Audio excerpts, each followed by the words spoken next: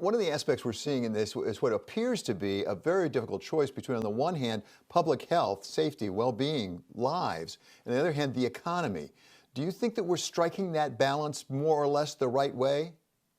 Well, just to question the predicate of that, I think that's a real, that juxtaposition is sometimes a bit off. I think there's health issues on both sides, obviously, and a lot has been talked about this now, wherein, extreme poverty obviously, is a health risk and all the things that proceed from it, and also, depression, drug addiction, suicide at an extreme, but basically life expectancy comes from a fall off, a collapse in GDP, and this is unprecedented. So this would be off any of those charts. So I think it's not just health versus economy, it's health, it's economy on both sides.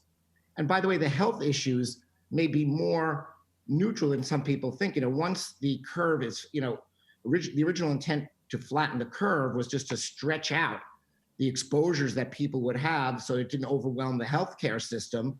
But the fact of the matter is, I think unless we're going to hunker down until a vaccine comes up or until the virus is obliterated from the face of the earth, which I think is too long to keep the whole country on welfare, eventually people are going to go back. And when they come back, the infection rate is going to go up. So I think we're just postponing the exposures and the infections, of course, to a time when we're better able to deal with it than we were at the beginning.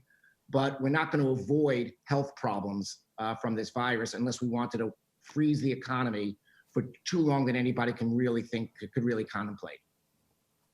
Well, Lloyd, that's actually one of my questions, which is whether it's on the health front or for that matter on the economic front, extraordinary efforts are being made. Are we postponing what happens or are we actually changing what happens? Is this a timing matter only?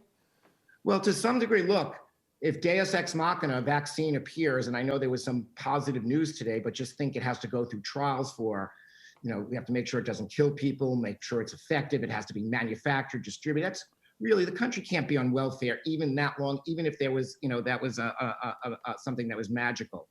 We are postponing it, but that doesn't mean it's without help. They're learning things about treating viruses, even if there's not a vaccine. There are treatments that people are aware of. So there is some benefit to it, but not as huge as if there were an ultimate vaccine that would make people comfortable. So I think to a greater extent, we're postponing people's exposure to it.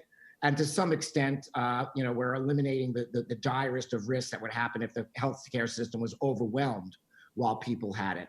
But I think in the long run, we have to contemplate that people will go back to work, what kind of economy we'll face. And no matter when you do it, look what happened in some of these Asian countries where they were high-fiving because the virus, the new exposures were way, way down. And notwithstanding that, the second they go back to work, they spike up again. So that's going to be an expectation no matter when you do it. I think when we go forward and look back at this from sometime in the future, if we're going to go through that anyway, people will be very critical if the official sector sacrificed more of the economy than they needed to, even because at the end of the day, I think the exposures are going to be, almost the same.